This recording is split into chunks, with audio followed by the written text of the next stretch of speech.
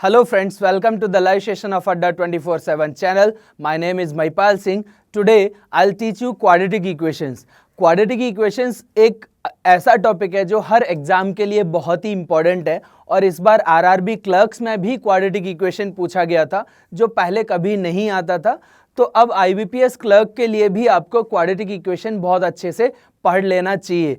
तो quadratic equation का मैं थोड़ा सा पार्ट, एक थ्योरेटिकल पार्ट बताऊंगा, फिर उसके डिफरेंट क्वेश्चंस आपको स्क्रीन के सामने दिखेंगे, उसको आपको आंसर्स करना है।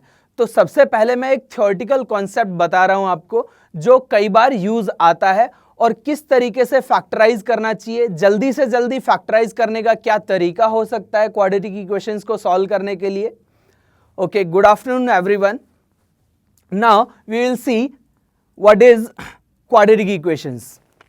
तो सबसे पहले एक जो छोटा सा पार्ट होता है कि कोई भी इक्वेशन ax² + bx + c के फॉर्मेट में होता है where a is not equal to 0, उसको क्वाड्रेटिक इक्वेशन बोलते हैं। तो क्वाड्रेटिक इक्वेशन के बारे में सबको समझ में आता है कि ax² + bx + c = 0 इस फॉर्मेट में जिसका डिग्री 2 होता है, और a की वैल्यू 0 नहीं होनी चाहिए, अदरवाइज डिग्री आपका कम हो जाएगा। तो यहाँ पर a की वैल्यू नॉट इक्वल टू 0 होना चाहिए। तो इस टाइप के इक्वेशंस को क्वाड्रेटिक इक्वेशंस बोलते हैं। अब बेसिकली जो थ्योरेटिकल पार्ट होता है कि क्वाड्रेटिक इक्वेशंस को सॉल्व कैसे करना है, वो वाला पार्ट आपको देखना है।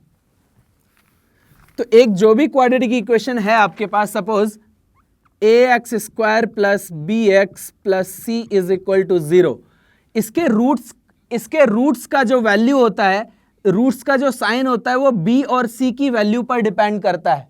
तो b और c की वैल्यू पर कैसे डिपेंड करता है उसको मैं आपको रिप्रेजेंट करता हूं एक टेबल के थ्रू, कि क्वाड्रेटिक इक्वेशन के दो रूट होते हैं ना, तो दो रूट b और c की वैल्यू पर कैसे डिपेंड करते हैं। तो मैं यहां पर लिखता हूं कि b का वैल्यू और यहां पर है आपका c का वैल्यू, ये है √1, ये है आपका √2, और यहां पर मैं लिख रहा हूं greater root, greater and smaller, ये रूट्स हैं आपके। तो b का वैल्यू, इसमें 4 केसेस होते हैं, उन 4 केसेस को ध्यान से समझना है कि किस तरीके से इनका यूटिलाइजेशन होना है। कि b और c दोनों का वैल्यू अगर पॉजिटिव होता है तो जो भी आपके रूट्स निकल के आते हैं वो दोनों नेगेटिव होते हैं, और अगर b का वैल्यू नेगेटिव, ये वाला वैल्यू नेगेटिव, और c का वैल्यू पॉजिटिव होता है तो ये दोनों के दोनों रूट्स पॉजिटिव निकल के आते हैं। अब आपके पास होता है, एक केस आता है जिसमें b और c दोनों की वैल्यूज नेगेटिव होती हैं, तो एक वैल्यू आपके पास नेगेटिव होती है, ये पॉजिटिव आएगा, ये नेगेटिव होता है। एक पार्ट ऐसा आता है यहाँ पर ये पॉजिटिव होता है और ये नेगेटिव होता है, तो यहाँ पर जो वैल्यू आएगी वो नेगेटिव पॉजिटिव। तो इन दोनों केसेस में क्या हो रहा है, एक रूट आपका नेगेटिव आता है, एक पॉजिटिव, एक नेगेटिव एक पॉजिटिव, इन केसेस में आता है। बाकी में यहाँ पर नेगेटिव नेगेटिव पॉजिटिव पॉजिटिव आते हैं।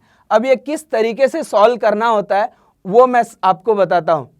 सर मुझे स्पीड एंड डिस्टेंस समझ नहीं आता, तो मैंने ना आपको स्पीड और टाइम और डिस्टेंस के वीडियोस आपको ऑलरेडी अपलोडेड हैं आरआरबी पीओ मेंस के लिए, वो आप देख लीजिए, उसमें आपको समझ में आ जाएगा।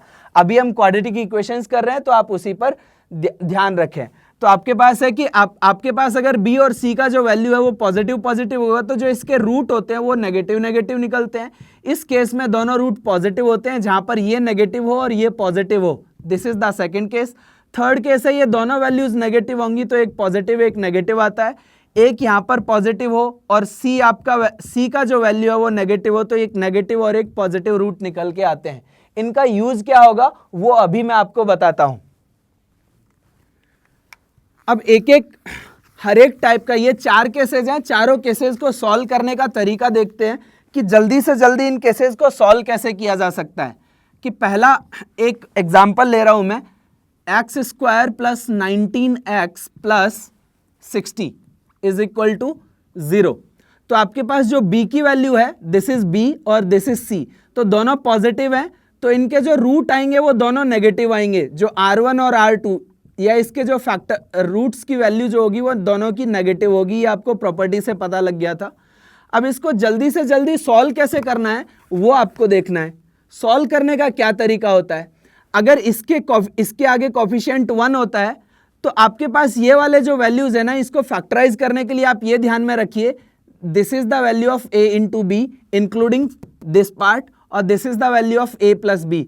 तो a प्लस बी की वैल्यू आपको दे रखी है 19 और a इंटू बी की वैल्यू क्या दे रखी है 60 इंटू 1। अगर इसका कॉफिशिएंट 1 है तो इंटू 1 ही रहेगा, that means a into b का जो वैल्यू होता है वो a पर और c का मल्टीप्लीकेशन होता है। तो a इंटू बी की वैल्यू क्या होती है, मतलब दो रूट्स लिए मैंने, R1 और R2 की बात करते हैं, रूट्स की वैल्यू। तो a प्लस बी की वैल्यू आपको जो दे रखी है that is 19, a into B की वैल्यू क्या दे रखी है आपको 60 इंटू 1, जो c का कॉफिशिएंट है और a का कॉफिशिएंट है, दोनों का मल्टीप्लिकेशन होता है। अब आपके सामने क्या होता है, सिंपल, अब a इंटू बी की वैल्यू आपके पास आनी कितनी चाहिए 60, और उन दोनों का एडिशन भी क्या होना चाहिए 19। तो आप आराम से ये कर सकते हो कि इसको कितने तरीके से लिख सकते हैं, तो 1 इंटू 60 भी हो सकता है, लेकिन इसका 61 एडिशन है, तो 2 इंटू 30 भी हो सकता है, 3 इंटू 20 भी हो सकता है, 4 इंटू 15 भी हो सकता है। तो 4 इंटू 15 वाला केस क्या दे रहा है आपको, सम क्या दे रहा है आपका 19 आ रहा है। दैट मीन्स आपको डायरेक्टली क्या लिखना है कि a और b की वैल्यू जो मिल गई है आपको, a और b का जो वैल्यू हो गया, एक a का वैल्यू हो जाएगा 4 तो b का 15, या फिर b का 4 तो a का 15, कोई भी एक केस आप आराम से सिंपल सा निकाल के देख लीजिए। तो आपको करना क्या होता है, केवल इसको चेक करना है और इसको चेक करना है और इसका कोफिशिएंट, इन दोनों के कोफिशिएंट का मल्टीप्लिकेशन और यहां पर एडिशन बराबर a प्लस बी का वैल्यू 19 और इस तरीके से आना चाहिए। तो इसको डायरेक्टली आपने कहा कि 60 को अगर 4 इंटू 15 लिखा जाए तो 19 एडिशन आ रहा है। तो आपके पास जो रूट्स की वैल्यू आएगी, अभी तो आपकी a और b की वैल्यू निकली है, जो अगर ये पॉजिटिव और ये भी पॉजिटिव है तो दोनों रूट क्या होते थे नेगेटिव, तो एक -4 आएगा और एक -15 आएगा। तो इसको आपको फैक्टराइज करके सॉल्व नहीं करना है कि इस तरीके से सॉल्व करें कि भाई x² plus 15x plus 4x plus 60, इस तरीके से आपको नहीं लिखना है कि x प्लस 15 बनेगा प्लस 4 फिर x प्लस 15 आएगा इज इक्वल टू 0, फिर आपके पास x plus 4 into x plus 15 is equal to 0 बनेगा। तो x की वैल्यू -15 और x की वैल्यू आपके पास क्या आएगी -4। तो आपको डायरेक्टली लिखना आना चाहिए, बस ये वाला कैलकुलेशन आपको डायरेक्ट देखना है कि a प्लस बी की वैल्यू ये होनी चाहिए, a इंटू बी की वैल्यू इन दोनों कॉफिशिएंट का मल्टीप्लिकेशन होता है। अब उसका मल्टीप्लिकेशन फैक्टर इस तरीके से आपको ब्रेक करना है कि इनका एडिशन 19 आ जाए, वो जल्दी से आपको देखना है। अब दूसरा एग्जाम्पल देखते हैं, ये तो दोनों हो गए पॉजिटिव वाला। अब सेकंड केस देखते हैं, थोड़ा जल्दी कर रहा हूं मैं क्योंकि आपको क्वेश्चन करना ज्यादा जरूरी है। x² minus 13x plus 42 is equal to 0। तो यहां पर वैल्यू क्या है, अब आपके पास नेगेटिव है, तो a प्लस बी का जो वैल्यू होना चाहिए वो -13 और a इंटू बी, अभी भी कॉफिशिएंट तो यहां पर 1 ही है, तो a इंटू बी की वैल्यू क्या होनी चाहिए 42। अब यहां पर ये नेगेटिव कब आ सकता है, अब ये एडिशन नेगेटिव आ रहा है तो ये दोनों वैल्यूज नेगेटिव होनी चाहिए, क्योंकि ये पॉजिटिव वैल्यू है, तो दोनों वैल्यूज नेगेटिव होंगी तभी पॉजिटिव 42 आ सकता है आपके पास। -6 इंटू -7, दैट मीन्स a की वैल्यू -6 और b की वैल्यू -7, या a की वैल्यू -7 b की वैल्यू -6, जो भी आपको समझ में आता है। तो अब आपके पास जो x की वैल्यू आएगी वो 6 और y की वैल्यू x की वैल्यू और क्या आएगी 7, तो 6 और 7 आपके रूट्स हो जाएंगे। तो रूट्स आपको जल्दी से निकालना आना चाहिए, वो ज़्यादातर लोगों को आता है, तो मैं थोड़ा सा रिपीट कर रहा हूं। फिर आपके पास है एक और एग्जांपल मैं ले रहा हूं कि x² minus 5x minus 6 is equal to 0। तो b और c दोनों माइनस माइनस है, तो एक पॉजिटिव आएगा एक नेगेटिव आएगा। तो कैसे करना है कि a प्लस बी का जो वैल्यू आना है वो -5 और a इंटू बी का वैल्यू जो आना है वो -6। अब ये a इंटू बी का वैल्यू नेगेटिव आ रहा है, दैट मीन्स एक नेगेटिव रहा होगा एक पॉजिटिव, या तो ये नेगेटिव रहे ये पॉजिटिव, या तो ये पॉजिटिव रहे ये नेगेटिव। और a प्लस बी की वैल्यू नेगेटिव आ रही है, दैट मीन्स जो नेगेटिव वाला नंबर रहा होगा वो डेफिनेटली क्या होगा, बड़ा होगा। तो नेगेटिव वाला पार्ट बड़ा होगा, तो बड़े वाला पार्ट पर बात करते हैं। तो नेगेटिव वाले पार्ट पर बड़ा होगा, तो यहां पर जो वैल्यू होगी वो इन दोनों का, एक तो -1 इंटू 6 लिख सकते हो, नेगेटिव वाला पार्ट बड़ा होना चाहिए, तो -6 इंटू 1 लिखना है आपके पास, तो -6 आ रहा है। तो अगर आप -6 यहां पर रखें और +1 यहां पर रखें तो ये वाला पार्ट निकल के आ रहा है। तो x की वैल्यू क्या हो गई, जो नेगेटिव आता है वो पॉजिटिव में लिख देते हैं और जो पॉजिटिव आता है वो नेगेटिव में लिखते हैं, तो x की वैल्यू ये वाला पार्ट हो जाएगा। इसके बाद दूसरा पार्ट देखते हैं कि सपोज करिए कि 2x² plus 21x minus 46 is equal to 0। तो a प्लस बी की वैल्यू आ रही है आपके पास 21, a इंटू बी की वैल्यू आ रही है आपके पास माइनस 46। अब प्लस की वैल्यू 21 है, तो जो भी प्लस की वैल्यू होगी वो 21 से बड़ा होगा, क्योंकि इनमें से कोई ना कोई एक तो नेगेटिव होने वाला है। तो 21 से बड़ी वैल्यू के बारे में सोचिए जो इसका भी मल्टीपल हो, तो वो क्या हो सकता है 23 इंटू 2, और 23 पॉजिटिव चाहिए और नेगेटिव ये वाला पार्ट होना चाहिए। तो x की वैल्यू क्या आ जाएगी 2 एंड नेगेटिव 23। यहाँ पर जो पॉजिटिव आएगा वो नेगेटिव हो जाता है, जो नेगेटिव आता है वो पॉजिटिव में कन्वर्ट हो जाता है। This is the part. तो ये 4 एग्जाम्पल थे जो मैंने जल्दी से आपको करना बताया, इसी तरीके से आपको करना होता है। एक पार्ट आता है कि सपोज करिए कि 3x² plus 13x plus 12 is equal to 0 आ रहा है आपके पास। तो अब यहां पर क्या आ गया, अब इसका भी कोफिशिएंट कुछ पार्ट दे रखा है, ये भी कोफिशिएंट है। तो यहां पर क्या हो गया, a इंटू बी की जो वैल्यू लेते हैं आप 12 इंटू 3 लेते हैं, दैट मीन्स ये भी कोफिशिएंट और इन दोनों का मल्टीप्लीकेशन ही होता है, तो ये 36 हो गया। और a प्लस बी क्या होना चाहिए आपके पास 13। तो ये भी पॉजिटिव, ये भी पॉजिटिव, ये भी पॉजिटिव, तो दोनों की वैल्यू 4 + 9 लिख सकते हैं। और 4 इंटू 9 भी 36 भी देता है। तो x की वैल्यू क्या आ गई -4 और -9। तो पॉजिटिव वैल्यू आती है तो नेगेटिव लिखते हैं, नेगेटिव वैल्यू आती है तो पॉजिटिव लिखते हैं। इस तरीके से आप आराम से इन क्वेश्चंस को कर पाते हैं।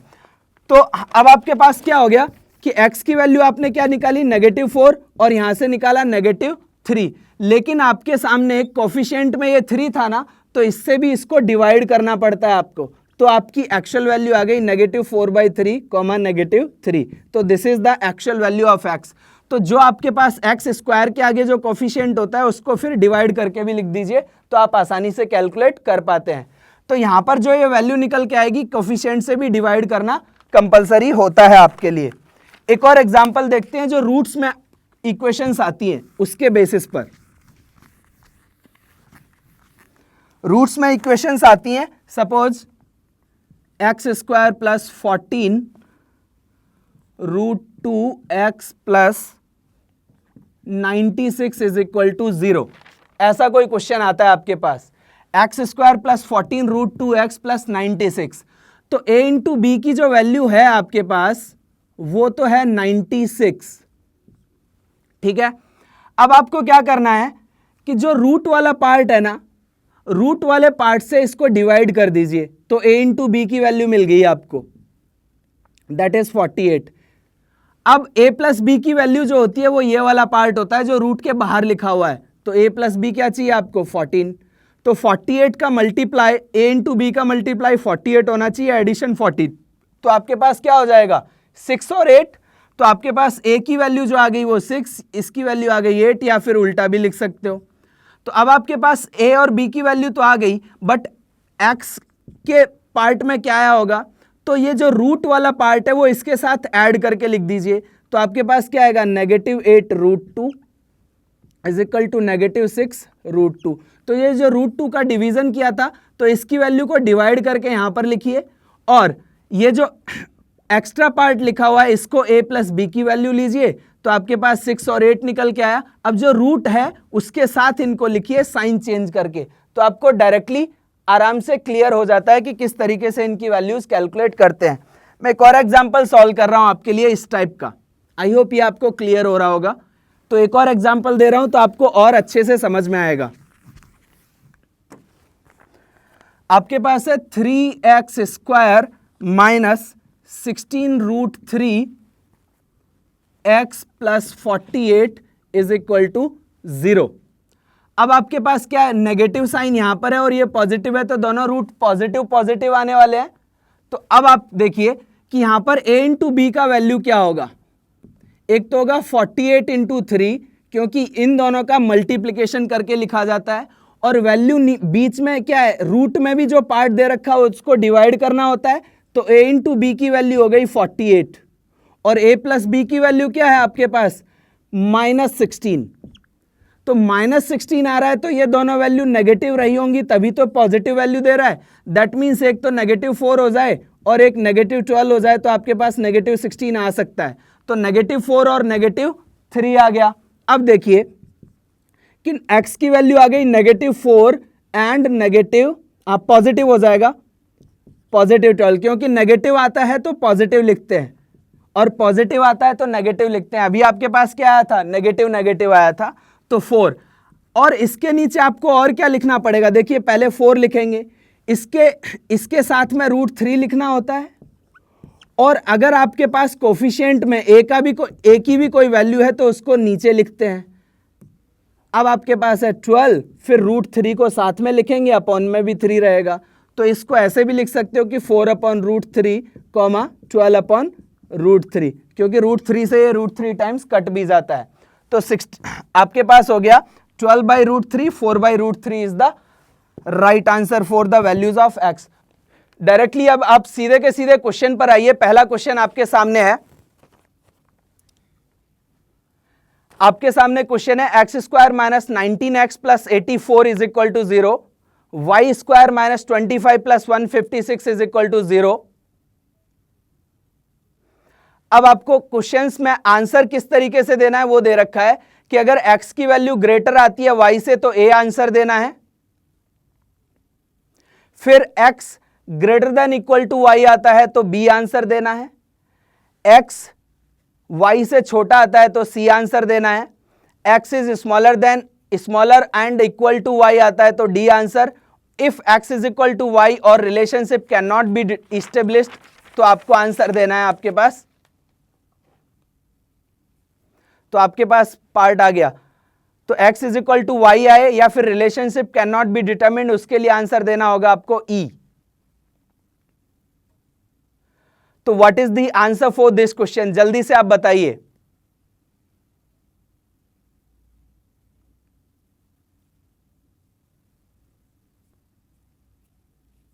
आप जल्दी से आंसर बताइए, इसका आंसर क्या होगा, ABCDE में से आंसर क्या होगा, ABCD आंसर में से डी क्या होगा आपके पास। नेहा ने आंसर दिया है डी, राजवीर सिंह ने भी आंसर डी दिया है, ज्यादातर ऑप्शन आ रहे हैं डी।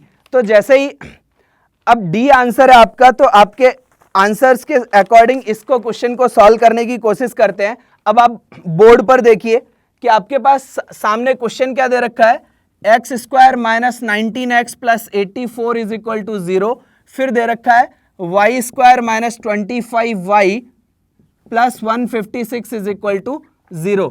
तो x की वैल्यू यहां पर क्या हो गया, ये a + b की वैल्यू -19, a × b की वैल्यू क्या दे रखी है आपको 84, तो 84 यहां पर a × b का वैल्यू और a + b नेगेटिव है। तो आप डायरेक्टली देखिए कि इसके मल्टीपल ऐसे बनाइए जो एडिशन आपका 19 आ जाए, तो वो 12 और 7 होते हैं। तो आपके पास a + b की वैल्यू नेगेटिव चाहिए और a × b आपको 84 चाहिए, तो डेफिनेटली है ये 12 × 7 बना होगा, और यहाँ पर नेगेटिव चाहिए तो नेगेटिव नेगेटिव, और नेगेटिव नेगेटिव पॉजिटिव वैल्यू देते हैं, तो x की वैल्यू या तो 12 आएगी या तो x की वैल्यू आएगी 7, तो ये कैलकुलेट हो गया। अब यहाँ पर देखिए a + b की वैल्यू -25 और a × b की वैल्यू आ रही है आपके पास पॉजिटिव कब आ सकता है, जब ये दोनों नेगेटिव रहे होंगे। तो ये 25 कब, a + b की वैल्यू 25 भी होनी चाहिए नेगेटिव में, तो ये 12 × 13 रहा होगा डेफिनेटली, तभी 25 आ सकता है। और ये वैल्यूज नेगेटिव में आएंगी क्योंकि यहाँ पर -25 है, नेगेटिव नेगेटिव मल्टीप्लाई करते हैं तो पॉजिटिव आ जाता है, और y की वैल्यू आ रही है या तो 12 या तो 13।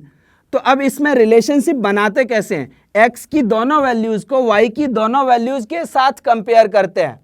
तो x की वैल्यू अगर 12 है तो y की वैल्यू भी 12 या तो 13 है, तो यहां पर एक तो इक्वल टू का साइन बन रहा है और एक y ग्रेटर आ रहा है। फिर आप x की वैल्यू 7 अगर लें, x इज इक्वल टू 7, तो y आपका 12 है और ये 13 है, तो y दोनों ही केसेस में ग्रेटर है, तो ये साइन आपका सेम होना चाहिए। तो ये ग्रेटर का साइन आ रहा है या तो इक्वल का, तो आपके पास ये वाला पार्ट आ जाएगा आपके पास कि x इज इक्वल टू और लेस देन y, और y is greater than equal to x। तो ये आपके पास आंसर क्या हो गया, D, that is the answer for D। अब आप क्वेश्चन नंबर 2 देखिए, स्क्रीन पर अभी सामने आपको क्वेश्चन नंबर 2 दिख रहा है, इसको सॉल्व करिए जल्दी से। इसका क्या आंसर होगा ABCD में से? आप जल्दी से इसका आंसर बताइए।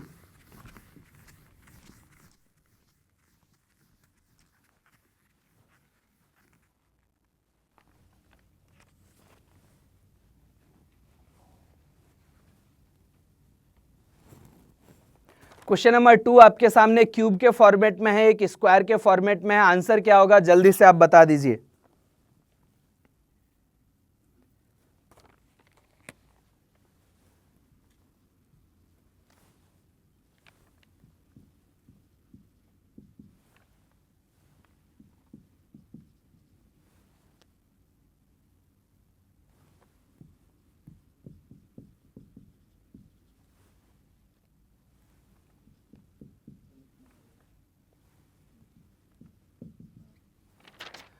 तो question number 2 x cube minus 648 is equal to this is given. तो इसका आंसर बताइए। क्वेश्चन नंबर 2 का आंसर क्या आ रहा है आपके पास? ABCDE में से आंसर क्या आया? श्रीकांत का आंसर आया है A, शिखा मित्तल का आंसर है B। A आंसर आया श्रीकांत का, शिखा का आंसर आया था B, निशा का भी आंसर आया B, सृजन हजरा का आंसर है A, श्रीकांत का आंसर A, तन्वी का आंसर आ रहा है E, चंदू हैप्पी का आंसर आ रहा है E, शिवानी सिंह राठौड़ का आंसर है A, मोहित शारदा का आंसर है B। तो या तो A आंसर आ रहा है या तो लोग B आंसर कर रहे हैं। तो इसको जल्दी से बताइए राइट आंसर क्या होगा। जल्दी से जल्दी आप अपने कमेंट बॉक्स में लिखिए what is the right answer. कुछ लोग E लिख रहे हैं, कुछ लोग A लिख रहे हैं, B, C। तो बहुत सारे डिफरेंट आंसर आ रहे हैं आपके। तो डिफरेंट आंसर आ रहे हैं, तो इसको एक बार आप देखिए कि राइट आंसर क्या होगा। तो आप बोर्ड पर आ जाइए। बोर्ड पर आपके सामने क्वेश्चन है कि x cube minus 468 is equal to 1729। तो एक्स क्यूब के लिए सॉल्व करेंगे तो 1729 प्लस 468 हो जाएगा। और इसकी वैल्यू क्या आती है आपके पास? ये यहां से 7 आएगा, फिर 9 आएगा, फिर 1, फिर 2। तो एक्स क्यूब की वैल्यू, तो जब भी क्यूब निकालते हैं तो ये क्यूब रूट किसका होता है आपके पास? ये जो क्यूब रूट होता है आपका 13 का क्यूब होता है। तो एक्स की वैल्यू आ गई 13। तो जब भी क्यूब रूट लेते हैं तो ये पॉजिटिव वैल्यू होती है, तो पॉजिटिव 13 आता, और इसके आगे नेगेटिव लगा होता तो नेगेटिव 13 आता। तो उसमें कोई प्रॉब्लम नहीं होती है। अब देखिए y की वैल्यू क्या आ रही है? y की वैल्यू, इन दोनों का डिफरेंस आप देखें तो इन दोनों का डिफरेंस आप निकालिए कि 1733 है, 1564 है। तो यहां पर 1564 में से इसको सब्सट्रैक्ट जब आप करेंगे तो अब आपके पास वैल्यू जो आने वाली है दैट इज 13 में से 4 सब्सट्रैक्ट होगा तो 9 आएगा। फिर यहां पर 13 में से 4 सब्सट्रैक्ट हुआ, ये 7 हो गया, फिर 6 आएगा, फिर 1 आएगा। तो अब आपके पास y स्क्वायर की वैल्यू आ रही है 169। तो जब स्क्वायर की वैल्यू होती है या तो पॉजिटिव 13 होगा या तो नेगेटिव 13 होगा। तो y की वैल्यूज तो 2 आ रही हैं। यहां पर रिपीटेड x की 3 वैल्यू आनी चाहिए और तीनों की तीनों क्या आएंगी? 13 आएंगी। तो आपकी y की वैल्यू तीनों 13, x की वैल्यू तीनों 13 है और y की वैल्यू या तो पॉजिटिव 13 या तो नेगेटिव 13। तो x के या तो y बराबर है या तो x ग्रेटर है y से।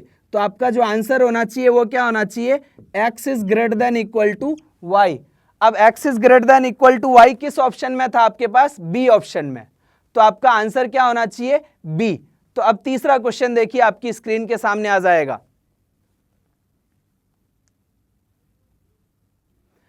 अब इस क्वेश्चन को आप सॉल्व करिए। नीचे रूट्स में वैल्यू दे रखी है। इस टाइप के भी कई बार बहुत सारे क्वेश्चंस आपसे पूछे गए हैं। तो जिन लोगों ने बी आंसर दिया था लास्ट क्वेश्चन में, दे वर राइट। अब ये नेक्स्ट क्वेश्चन करिए।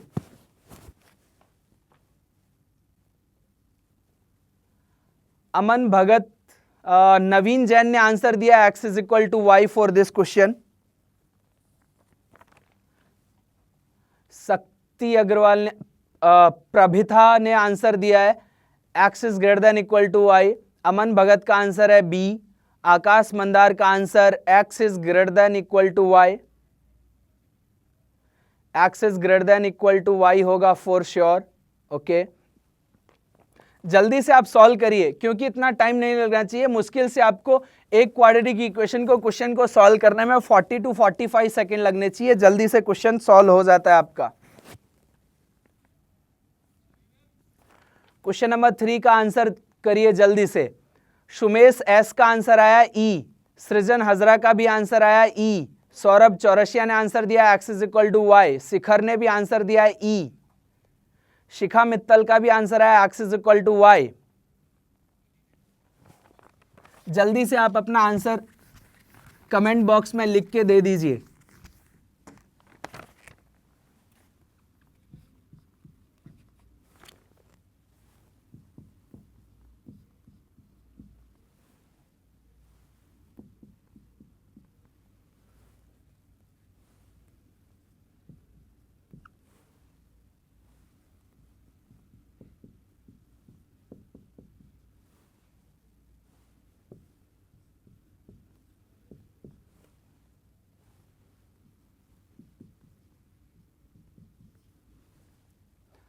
तो सालू सिंह ने आंसर दिया ई, शिल्पा राठौड़ का भी आंसर है ई।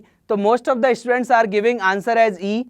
काफी कुछ लोगों ने बी भी आंसर किया है। तो अब आप बोर्ड पर देख लीजिए what is the right answer. अब आपके सामने ये इक्वेशन था 9 root x plus 19 root x is equal to root x. तो सपोज करिए कि ये आपका क्या है, लेफ्ट हैंड साइड है, ये आपका राइट हैंड साइड है, और इसके दोनों के नीचे रूट एक्स लिखा हुआ है। तो दोनों का एलसीएम तो बराबर हो गया रूट एक्स, और 9 प्लस 19 आपके पास हो गया 28 अपॉन रूट एक्स। तो इसको जब आप सॉल्व करेंगे तो आपके पास क्या आ रहा होगा, 28 upon root x is equal to root x. Root x multiply होगा तो एक्स इज इक्वल टू 28, तो एक्स की एक वैल्यू आ गई, एक्स इज इक्वल टू 28। अब इसको सॉल्व करना है। अब देखिए वाई रूट का यहाँ पर लिखा हुआ है, इसका जब आप अपॉन में 1 लेंगे तो एलसीएम लिया जाएगा। तो जब आप इसको एलसीएम लेंगे तो आपके पास इसमें क्या होगा, ये रूट वाई एलसीएम ले लिया आपने, या फिर आप ऐसे लिखिए कि y इज इक्वल टू 1/2 होता है रूट की वैल्यू, तो यही एलसीएम आएगा। तो y आपके पास क्या आ जाएगा, 5 प्लस 1/2, क्योंकि एडिशन होगा, मल्टीप्लाई में क्या होता है, पावर्स ऐड हो जाती है, minus 2 into 14 raise to power 11/2 is equal to 0। तो अब आपके पास जो ये पावर हो गया कि y is equal to 11/2 minus 2 into 14 raise to power 11/2, और जब ये इस तरफ जाएगा तो 0 से मल्टीप्लाई होने के बाद 0 ही आना है। तो y इज इक्वल टू क्या हो गया, y 11/2 is equal to 2 into 14 raise to power 11/2। अब आपके पास जो पावर है वो तो सेम है, तो पावर कैंसिल आउट हो गई, तो y की वैल्यू क्या आ गई, 28। तो x की वैल्यू 28 आई और y की वैल्यू 28 आई। तो आपके पास इसमें आंसर क्या आना था, आंसर था x is equal to y, जो 5th ऑप्शन था आपका। तो दिस इज द पार्ट कि x is equal to y आना था यहां पर, राइट। तो अब आप नेक्स्ट क्वेश्चन करिए, आपको ये क्वेश्चन आराम से समझ में आ गया होगा। नेक्स्ट क्वेश्चन है आपकी स्क्रीन के सामने, उसे जल्दी से करिए।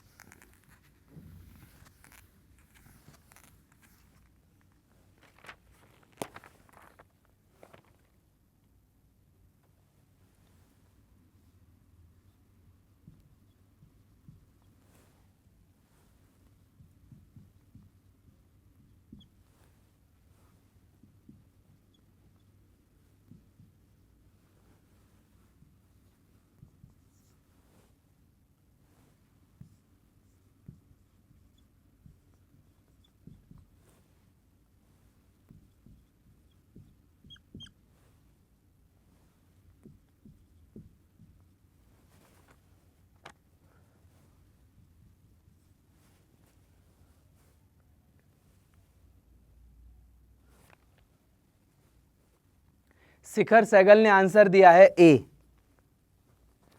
ए means X is greater than Y. Shikhar का आंसर है X is greater than Y. Okay, Praveen का भी आंसर यही आया है, बट आदित्य शर्मा का आंसर आ रहा है C, that is Y is greater than X. Srijan Hazra का भी आंसर ए आया है। साक्षी गोयल का भी आंसर आपका ए आ रहा है। जल्दी से आप इस क्वेश्चन को करिए, केवल रूट बेस्ड क्वेश्चन है, केवल आपको रूट्स जल्दी से जल्दी निकालना आना चाहिए। पवन कुमार का आंसर आया सी, तन्वी का आंसर आया था ए, अभिजीत सरकार का आंसर आया A. So most of the students are giving answer as an A. जल्दी से आप इसका आंसर करिए कि आंसर आपका ए आ रहा है यहां पर। भव्या का भी आंसर ए आया, तनिमा सरकार का भी आंसर ए आया, X is equal to Y आ रहा है शर्मा शिल्पा का, X is equal to Y का मतलब होता है ऑप्शन है जी। तो जितने भी लोगों ने जो आंसर किया है क्या सही है वो एक बार देख लेते हैं। आप बोर्ड पर आ जाइए। तो आपके सामने क्वेश्चन था root 784x plus 1234 is equal to this. तो यहां से x की वैल्यू निकाल लें। तो 784 है, इसका रूट जब निकालेंगे तो ये किसकी वैल्यू होती है, आपके पास 28 होता है। तो ये हो गया 28x plus 14 is equal to 1486 minus 1234। इसको जब आप सब्सट्रैक्ट करेंगे तो आपके पास क्या आ रहा है, ये आ गया 2, ये आ गया 5, ये आ गया 2, तो 28x। तो x की वैल्यू आ गई डिवाइड बाई 28। 28 को आप किस वैल्यू से मल्टीप्लाई करें कि 252 आ जाए, तो आई होप 9 से मल्टीप्लाई करने से आ जाता है। तो x की वैल्यू आ गई आपके पास 9, x की एग्जैक्ट वैल्यू निकल के आई 9।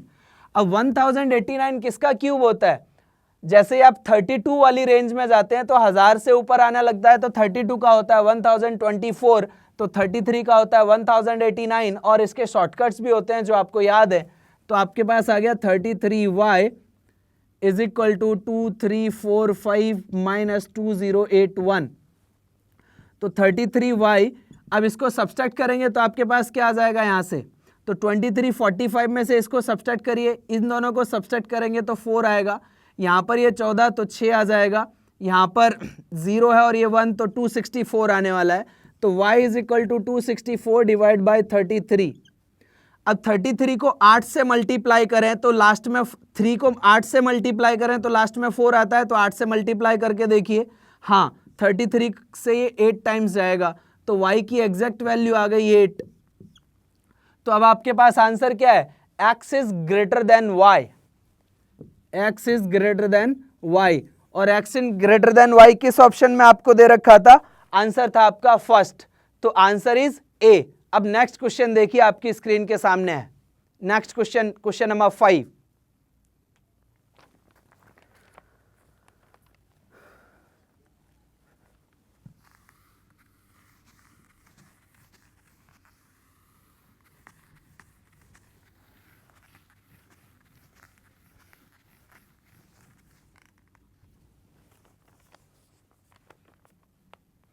क्वेश्चन नंबर 5 का आप जल्दी से आंसर करिए।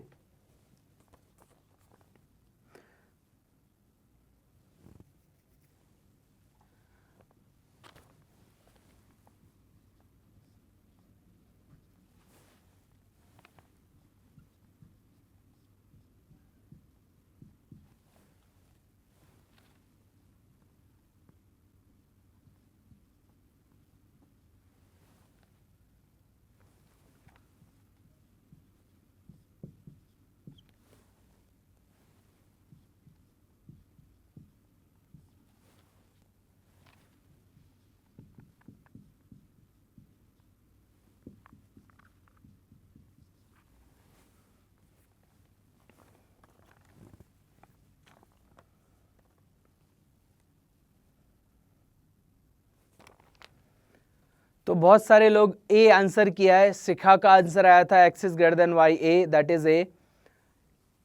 कुछ लोग सी भी आंसर कर रहे हैं। ऋषभ नायडू का आंसर ए आया है, X is greater than Y ए।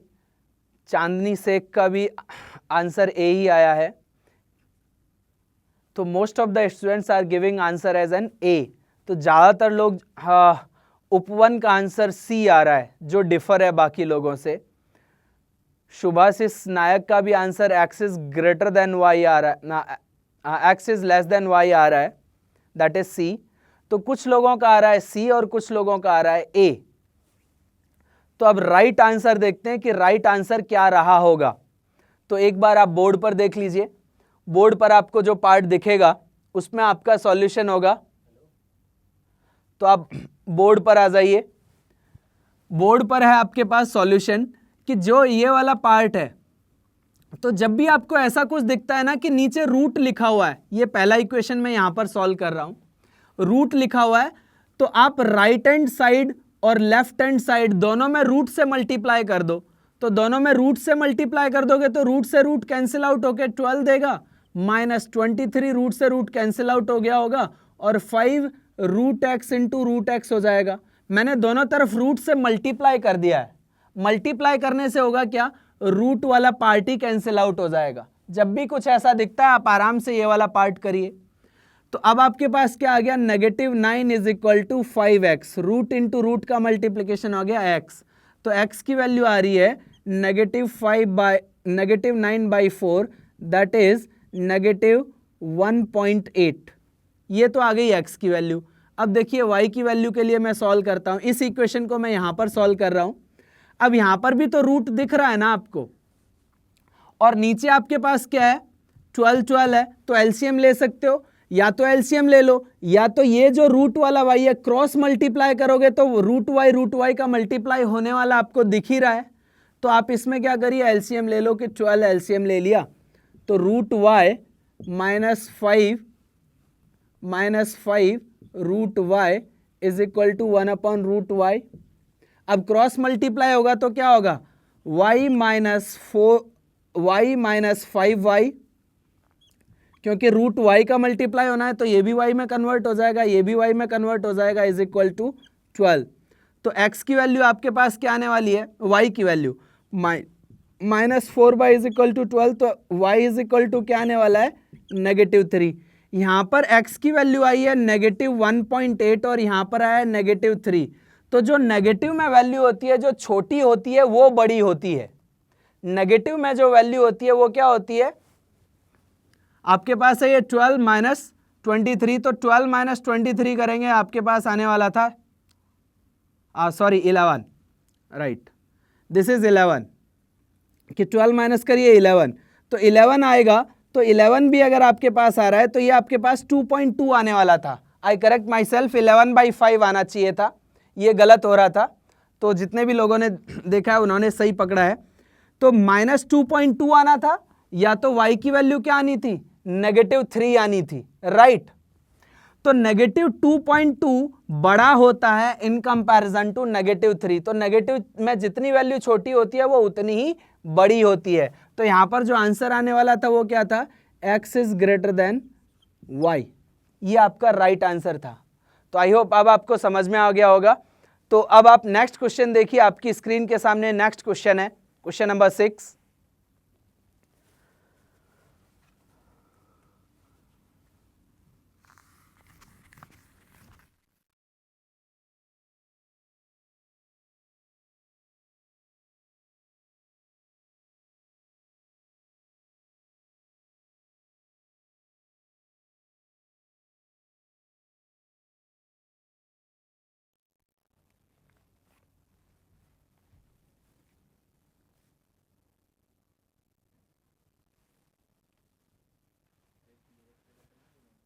अब आप लोग क्वेश्चन नंबर 6 का आंसर करिए। क्वेश्चन नंबर 6 आपकी स्क्रीन के सामने है।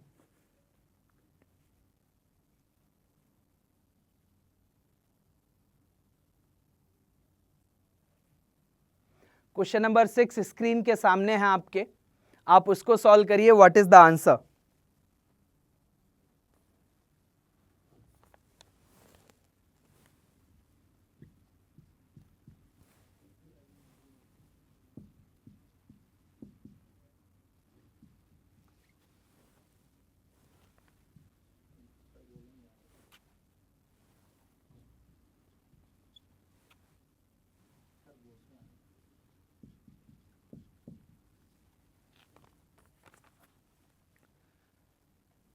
तो आपके पास क्वेश्चन नंबर 6 आप सभी लोगों को दिख रहा है। आंसर ज्यादातर जो लोग दे रहे हैं वो बी आंसर दे रहे हैं।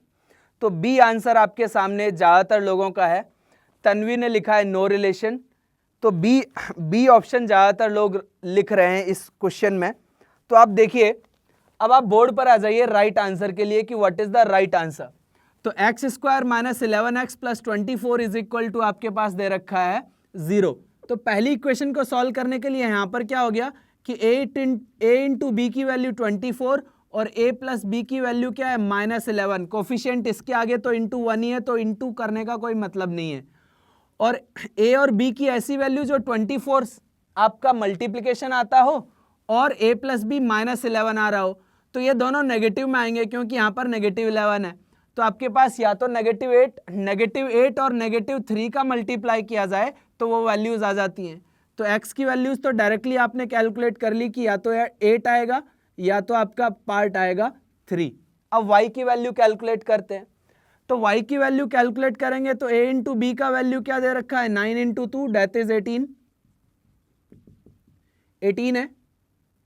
अब आपके पास ये वाला पार्ट 18 आ रहा है और a प्लस बी की वैल्यू क्या आ रही है -9।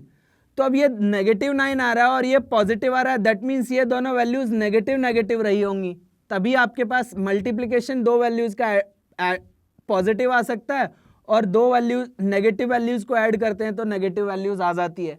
तो आपके पास डेफिनेटली दिख रहा है कि -3 इंटू -6 को मल्टीप्लाई करें तो ये वाली वैल्यूज भी कैलकुलेट हो जाएंगी। तो आपके पास जो y की वैल्यू आ रही है वो -3 और नेगेटिव आ रहा है तो इसको पॉजिटिव में लिखना होता है, और यहाँ पर y का कोफिशिएंट क्या था 2, तो 2 से डिवाइड भी करना है, तो आपके पास आ गया 1.5, 3। तो अब देखिए कि x और y की वैल्यू दोनों है, तो x की भी दोनों वैल्यूज को y के साथ कंपेयर कराना होता है। तो x अगर मैं 8 लेता हूं तो y कितना है 3 और 1.5, दैट मीन्स दोनों केसेस में ये ग्रेटर है। फिर दूसरे वाली वैल्यू से x इज इक्वल टू आपको क्या दे रखा है 3। अब y की वैल्यू 1.5 है और 3 है, तो यहाँ पर तो ये ग्रेटर है और ये इक्वल है। सी एंड डी वाला पार्ट कब आता है, कैन नॉट बी डिटरमिन्ड कब आता है, जब ये एक ग्रेटर आ जाए एक स्मॉलर आ जाए तब सी एंड डी वाला पार्ट आता है। अभी तो तीनों पार्ट क्या है ग्रेटर है, तो x इज ग्रेटर और इक्वल टू y। तो ये वाला आपका आंसर होने वाला था और ये ऑप्शन बी में आपका आंसर था। तो आपके पास हो गया B, answer is B for this question कि x इज ग्रेटर देन और इक्वल टू y। तो अब आपको ना दो क्वेश्चन मैं दिखा रहा हूं, ये आप खुद करिएगा और अगले सेशन में आपको ये सॉल्यूशन प्रोवाइड कर दिए जाएंगे। तो आपको ना दो क्वेश्चन आपको एक मिनट के लिए आपकी स्क्रीन पर दिखेंगे, वही आज के लिए लास्ट क्वेश्चंस दो होंगे जो आपको खुद घर के लिए करने हैं। तो आज मैं आपको ना होमवर्क भी दे रहा हूं जैसे क्लासेस में मिलता है। तो आप नेक्स्ट क्वेश्चन देखिए, आपकी स्क्रीन के सामने 1 मिनट दिखेगा, इसको आपको घर पर करना है, अभी आंसर नहीं देना है, आप आराम से करिएगा।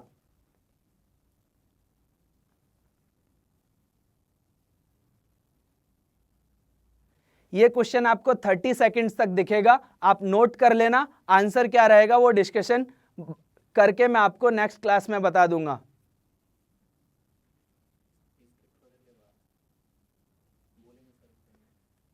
आपको ये क्वेश्चन आपको 30 सेकंड तक आपको स्क्रीन पर दिखेगा, आप नोट कर लीजिए, फिर मैं नेक्स्ट क्वेश्चन के लिए बोलूंगा तो नेक्स्ट क्वेश्चन भी आप 30 सेकंड तक आपकी स्क्रीन पर आएगा, उसे भी आप नोट कर लीजिएगा। Now next question please, question number 8 आपकी स्क्रीन के सामने 30 सेकंड तक दिखेगा।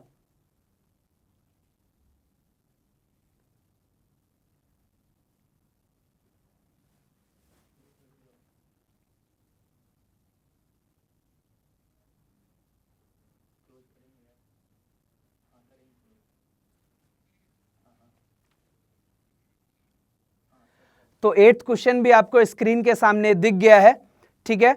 तो ये जो दो क्वेश्चन दिए हैं वो आप आराम से करिएगा, अगर किसी को कोई डिफिकल्टी आती है तो जो नेक्स्ट लाइव सेशन होगा उसके कमेंट बॉक्स में ये दोनों क्वेश्चन आप लिख देना, मैं आपको सॉल्व करके एट द सेम टाइम बता दूंगा। तो आपको आज दो क्वेश्चन का मैंने होमवर्क भी दिया है, देखते हैं ये आप लोग कितने लोग इसमें से कमेंट बॉक्स में नेक्स्ट लाइव सेशन में मुझे बताते हैं कि कितने लोगों ने क्वेश्चंस किए थे या नहीं किए थे। सो आज के लिए इतना ही काफी है, थैंक यू।